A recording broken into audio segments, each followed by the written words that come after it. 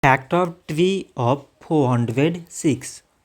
So 406, it can be written as 2 times 203.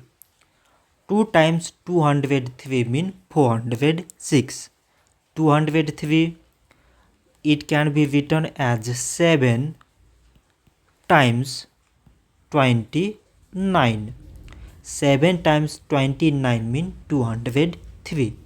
So now we shall select prime numbers in all these numbers. So prime numbers here is 2, 7 and 29. So we can write 406 is equal to product of all these prime numbers, that is 2 times 7 times this 29. So this much for today, and thanks for watching.